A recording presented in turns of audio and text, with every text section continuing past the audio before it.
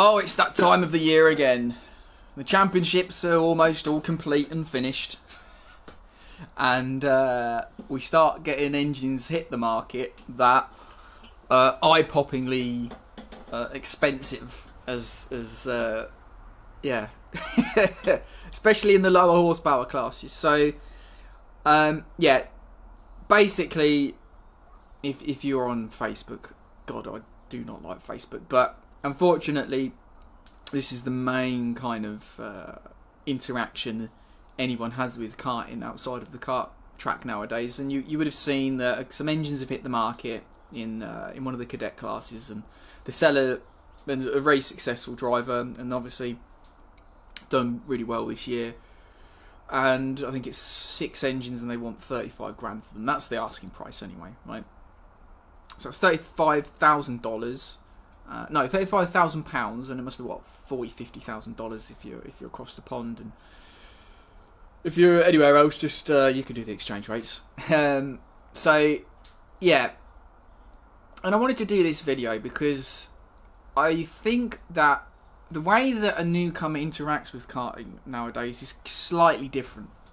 The speed at which a newcomer is presented with interacts with what effectively constitutes, national level racing is kind of not healthy in my opinion. So by that I mean you're a newcomer, you want to get your kid into kart racing. I focus on a lot of the senior stuff, but I do think karting as a sport for young children is fantastic as well, really good, and I'll explain why and why it's important that we talk about this.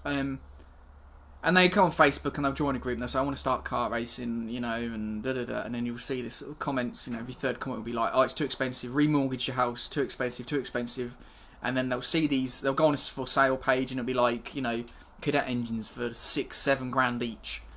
And it's like, okay, I'm out. And you can see, and I've seen it happen recently on a particular thread, and someone mentioned motocross and they were like, yeah, maybe I want to get into motocross a bit more, And that I do not think is I think I wanted to make this video to say to parents and newcomers, don't be put off by this kind of talk and these kind of prices, because I don't actually believe it's representative of the sport of karting, right? It's not representative of the experience of racing karts. It's actually representative of something else, and I want to explain why.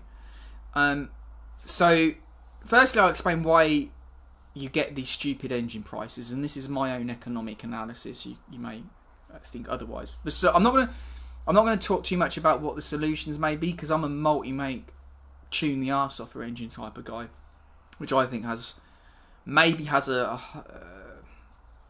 the base level spend might be higher, but I think it protects it immunises against silly spending. But the solutions I won't talk about. So I'll explain. I won't too much, but I'll explain why you might get a Honda Cadet engine that goes for 5 to 10 grand or whatever, and I'll explain the factors of why that's possible.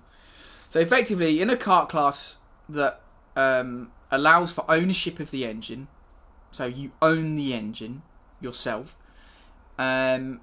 You're not allowed to tune or blueprint the engine effectively, so it's pretty much standard.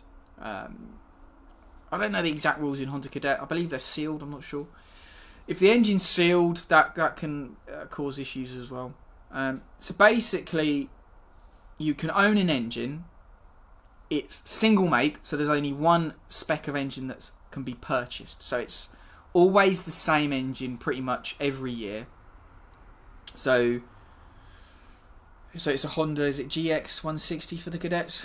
So if you can own that, you can't tune it. There's no race by other manufacturers. So in effect, if you find a very good engine, very good quick engine, you can keep it for years, right? So you have those factors, and then you have low horsepower. So that means if you've got an engine that's 6.5 horsepower, and your engine is 0.2 horsepower quicker as a percentile of the overall performance of the engine, 0.2 horsepower it may be in a X30 would be not much, but which is a for those watching, is a higher performance engine with 30 horsepower, but if an engine is 6.5 horsepower, 0.2 as a percentile is quite a lot. So in low horsepower classes, engine differences, which otherwise would be quite minor, are quite significant. For a lot of the time, drivers, because they're low horsepower, they're on the throttle for longer periods of time. So you can see that all these little factors mean that if you can purchase an engine and keep it, and it's 0.2 horsepower better than everyone else, you have a recipe where supply of good performing engines can be controlled and limited. Okay, and when you limit supply and demand doesn't change or demand increases, you get increased prices. Now, why is the demand so high for Cadet Kart engines that engines can be sold from anywhere from £5,000 to £10,000? I know in the past, rumours of engines going for 25k in junior Rotax, but that's a long time ago. So why is demand so high? Now, at this point, I actually make a differentiation between people that race karts as a career. If you can hear the washing machine in the background, I apologise. I make a differentiation between people that race karts with an eye on being a Formula 1 driver or pro car driver, and those that race karts because they just love doing it. Okay, so you have the experience in the sport of kart racing, and you have racing ladder races. Now there's kind of convergence. It's not that black and white, but with the racing ladder races, spend like that can be justified because it's an investment for the future. Then the hope is of making a career in motorsport. I mean, if you interact with F1 in any sort of way, even on Sky 1, the intros and the sort of to F1 with Lewis Hamilton, it will always be like, there's Lewis Hamilton in a car, in a cadet car, and you'll be like, that's what people see. It's Lewis Hamilton, cadet car, F1 driver, cadet champion, F1 driver. So there's a lot of value placed on cadet kart racing, and success in it. It's not Lewis Hamilton's fault, by the way. It's the way that it's been exploited by media companies to a certain extent, and championships. And I'm not sure they really understand the effect that it has on competitors. So you have a scenario where you have wealthy individuals who place a lot of value on winning cadet kart championships. Now, I know these individuals might disagree, but this is my own hypothesis. So you have wealthy individuals that place extreme value on winning cadet championships, especially national ones, and they can own an engine. And you own an engine in a single make class where tuning isn't allowed. You've got a very valuable piece of metal, and that's why these engines are sold for the prices that they are, because value, you limit supply, and the demand and the value placed on winning these big championships is so high. So if you're new to karting, that kind of explains, that's why you can get effectively a lawnmower engine that you can buy for 300 quid. It suddenly can be worth 10 grand. Okay, so it's just economic theory, but that explains the price. And I call it like the racing ladder spend factor, the RLS. So it's like a value factor that it's like a multiplier. So you can say this is the cost of the base unit, and you can times it by this depending on how influential the people that race that class and spend money on that class feel that class is to the future prospects of their child in motorsport. And I think at the moment it must be like, what is it, a multiplier of 7 or 8, so in cadet classes. So you've got this sort of recipe for kind of these insane prices that are hard to compute when you start. I mean, it's probably less likely to get it in other motorsports like motocross, where as a percentage of the overall performance, the driver or the rider makes a bigger difference. Kart racing has, especially low horsepower classes like cadets, where the driver makes less of a difference. They still do, don't get me wrong, but that explains the price. And I want to tell you, and I know I've taken a long time to do that, but I want it to be as detailed as I can. And I want parents who are new to karting to understand that please don't be put off by that. It represents a small, tiny percentage of what happens in kart racing. Most people aren't spending that sort of money, and most people are doing it for different reasons than trying to get to F1 and that kind of thing. Karting as an experience it can be really good for young children, especially maybe some that are struggling. Like I often see on Facebook someone will say, I want to get my son or my daughter into kart racing, and I've got this much to spend, and it'll be like, it's too expensive. You see the replies, it'll be like encouragement, don't do it, encouragement, and then it's like, I spent this much, engines are going for this much, and it's like, no. You're talking about national level kart racing where people are trying to get to F1, and it's like, it's not even the same. That's almost not the same sport. I know not everybody racing on the cadets and national level is trying to get to F1. It's not that binary, I know, but I'm just trying to give a generalised picture. And it's like, why are we dissuading people? You do not know the story of this person. For all you know, you might have a son or a daughter who's being severely bullied, right? And kart racing, they have an interest in motorsport. Kart racing can be done in a relatively solitary environment. We know that we have problems when with bullying and that kind of stuff, and abuse. But generally, it can be done in a solitary environment. So the kid might be introverted, and the dad or the mother or whatever has a budget, you know, and they're going, we want to try this. You don't know the whole story. So karting for them could be about teaching or helping their kid come out of their skin, gain confidence, you know, maybe get away from the internet where they're facing abuse. You don't know the story. For them, karting could be something completely different. The purpose of it completely different than whatever is being spent on under cadet engines or whatever, 35 grand or whatever. So it kind of frustrates me, and I guess maybe I've partook in this negativity bias in the past, but in recent years, it's sort of, people are not, maybe it's the way Facebook works and the way that when you interact with karting on Facebook, the negativity bias is just overwhelming. Where on forums, I think it gets regulated a little bit more, because you don't get people that have left karting and are sort of burnt by it still interacting on karting forums, but on Facebook they still do, because they're still on the groups and they're looking through the feed, and it's like, ugh. Okay, so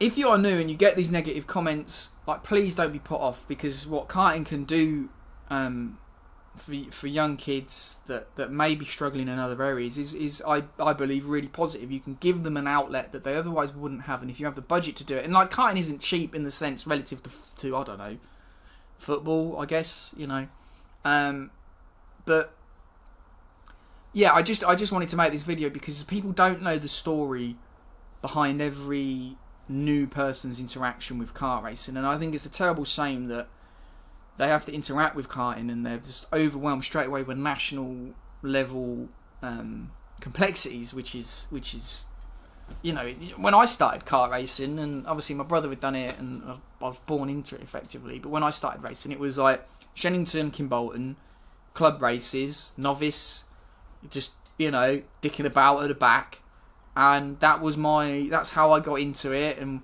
I think for us, luckily, back then you had to qualify to do Super 1, and so we tried to qualify and we didn't qualify, and that was that. And yeah, sure, at the time, because you had Champions of the Future on, that leak of kind of cadet karting being more and more influential on the potential for a future career in motorsport was just starting to happen.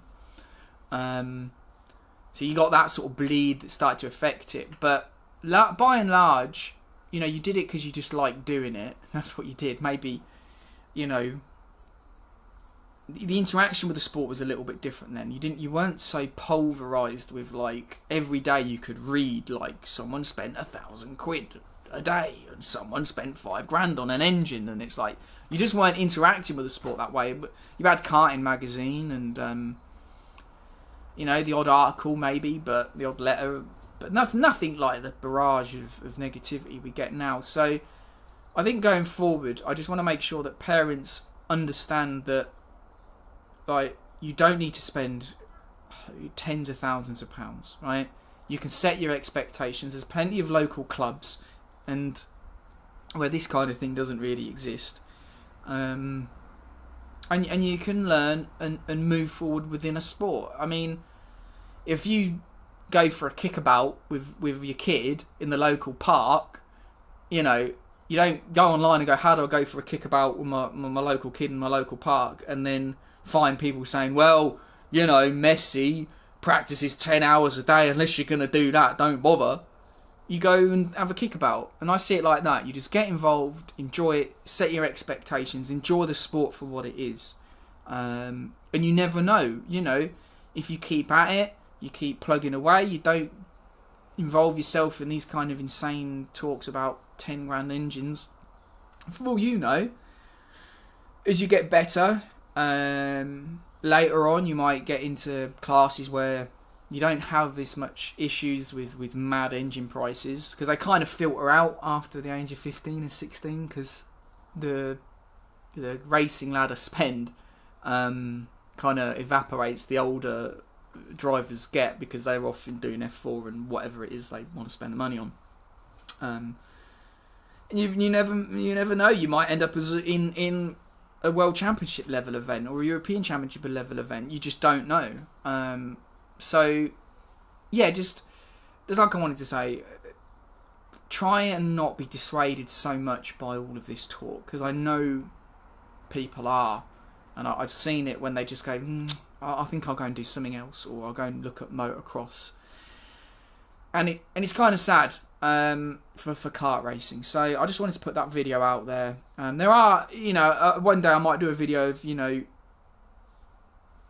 how to fix cadet karting, but to me, I just don't know if I'm really that interested in national level cadet karting. And the fixes are, I mean, I'm an old school multi-manufacturer tuning, you know. That way, people say it's more expensive, and I just say it offers opportunities that lower income drivers wouldn't otherwise have, and I think it's more encompassing of a sport. But I don't think that's the subject of this video. So I know it's a bit of a long one. Really, this isn't aimed at people that already do karting. It's aimed at new people. So yeah, don't be dissuaded. Keep at it. You don't know the value of kart racing. It's way beyond some dreams about being an F1 driver. I know if you're a young kid, you don't want to tell them, like, don't say anything other than if they've got a dream, you know, support it and everything. But don't be too dissuaded by this sort of weight of negativity that people like to burden upon others. So just enjoy karting, set your expectations, set your budget, don't remortgage your house, and yeah, have fun. That's the main thing. So thanks for watching. Sure to like, subscribe, click the notification bell if you want to keep updated with these sort of talky videos. Next year, hopefully, we can get on track and do some more real videos. But yeah, I thought this was an important subject to talk about, and yeah, thanks for watching.